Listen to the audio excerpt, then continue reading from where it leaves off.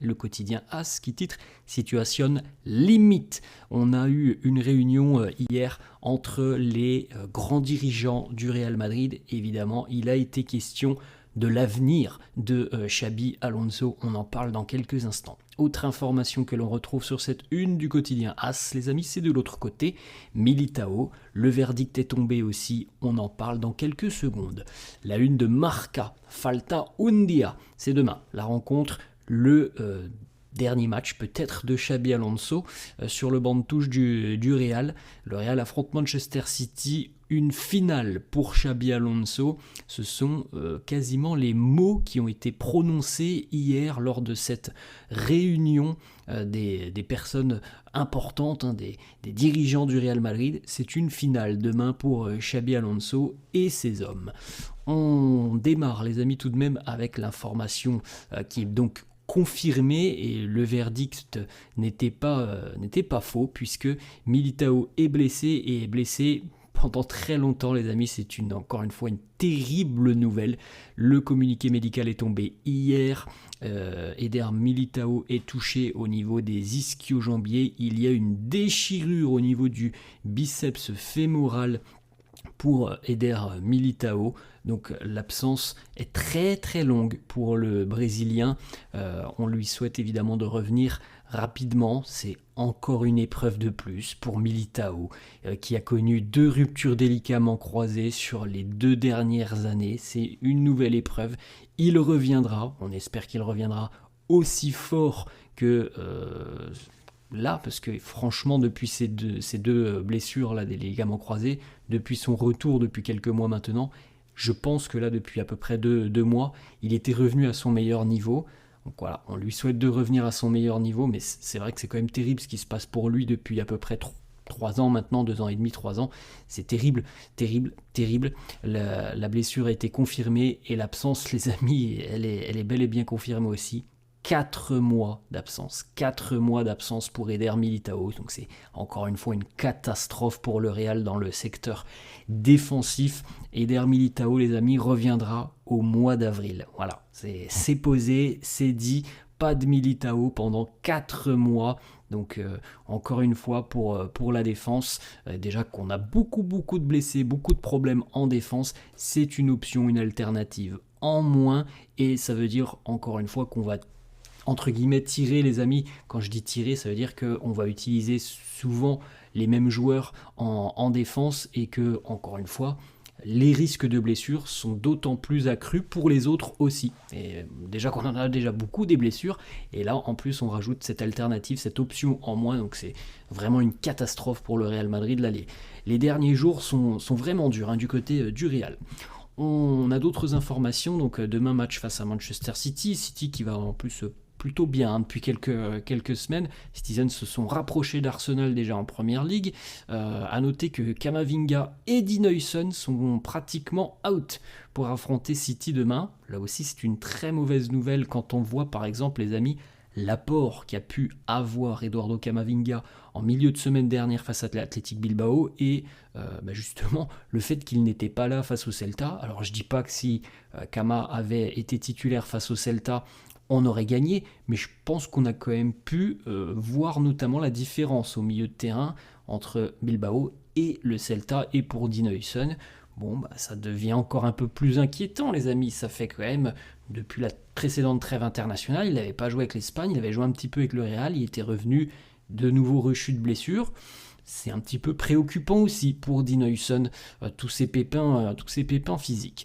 La liste, les amis, donc aujourd'hui évidemment on aura la conférence de presse de Xabi Alonso qui à mon avis va être mouvementée, parce qu'on va en parler de Xabi là dans quelques instants les amis. Je pense qu'il y aura beaucoup de questions lors de cette conf de presse qui vont être orientées justement sur son avenir, sur l'importance fondamentale de cette rencontre demain face à City. Et on doit jouer donc demain face à City qui reste évidemment l'une des meilleures équipes au monde, les amis, ça c'est une certitude, c'est un fait. On doit jouer avec Huijsen, Camavinga, Militao, Alaba, Trent Alexander-Arnold, Ferland Mendy et Dani Carvajal, tous absents. Ça fait beaucoup les amis pour un défi comme celui de demain d'affronter les Citizens. Alors évidemment le Real a des atouts, on est quand même bien diminué. On poursuit avec une petite information pour Kylian Mbappé. Kylian Mbappé s'est fracturé un doigt face au Celta Vigo. Bon, il jouera tout de même demain face à Manchester City. Il aura certainement un petit bandage, un petit strapping. Donc bon, c'est évidemment pas forcément une bonne nouvelle, parce que ça doit pas être très, très agréable, mais c'est pas une blessure au niveau des cuisses. Bref, voilà, il peut jouer demain Kylian Mbappé. Donc voilà, c'est déjà, on va dire, on se raccroche aux peu de choses positives que l'on peut avoir depuis quelques jours. Mbappé devrait jouer demain face à City. On poursuit les amis et on ouvre cette page Xabi Alonso. Donc comme je vous ai dit hier, après lendemain de défaite face au Celta, on a eu une réunion du côté des dirigeants du Real Madrid, réunion où on avait notamment Florentino Pérez, évidemment le premier qui était le président, c'est quand même lui le président, et il a été d'ailleurs le dernier à partir, à quitter cette réunion. On avait Florentino Pérez, on avait aussi José Ángel Sánchez, d'autres personnes influentes, et l'idée a été très claire, la situation doit changer immédiatement. On ne doit pas attendre encore 2 ou 3 matchs, c'est maintenant. Voilà. Il n'y a plus trop d'autres options. Donc le message est passé auprès de Xabi Alonso. Le Real a fixé visiblement une deadline. La réaction de Xabi et des joueurs, c'est demain. C'est face à City.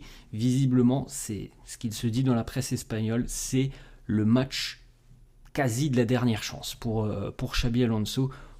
Selon Marca, beaucoup de choses dépendent du résultat de cette rencontre et ça commence par le futur de Xabi Alonso.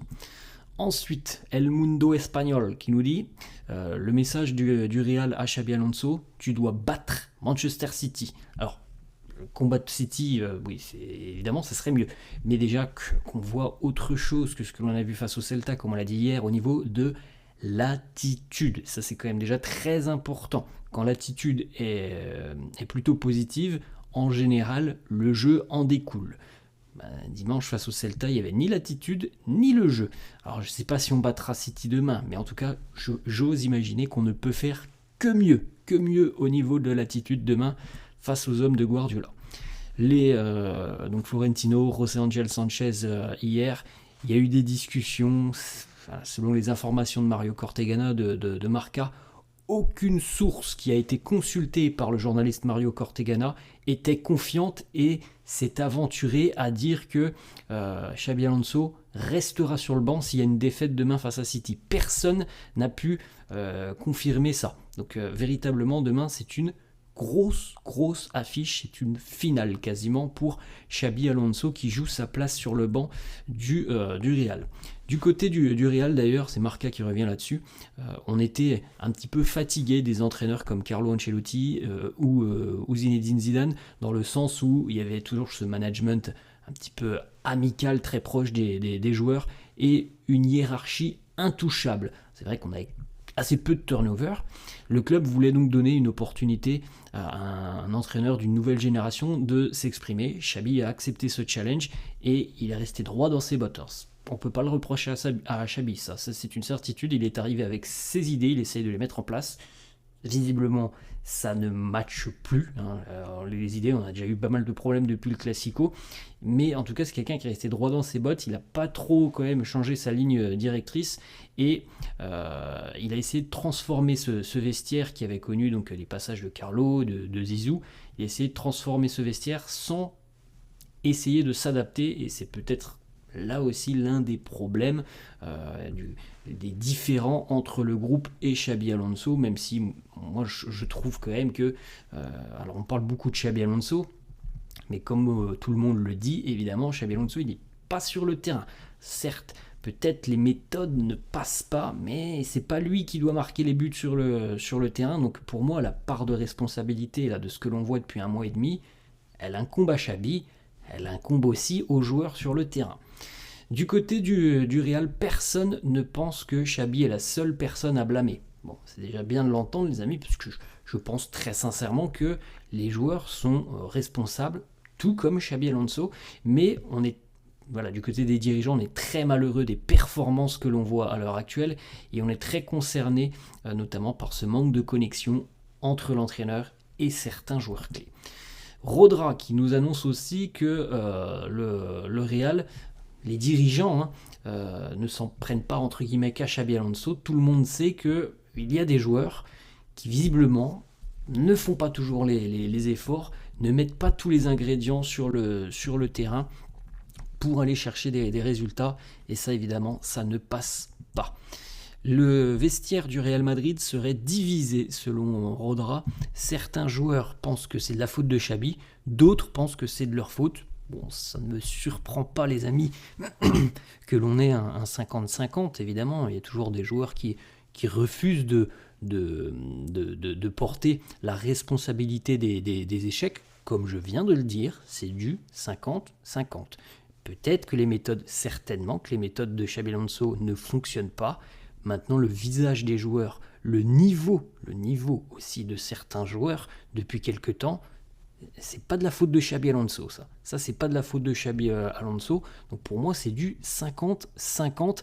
Et ça me paraît assez fou quand même, les amis, de se dire que certains joueurs, par exemple, si on s'en réfère à cette information, ça me paraît assez fou de se dire que certains joueurs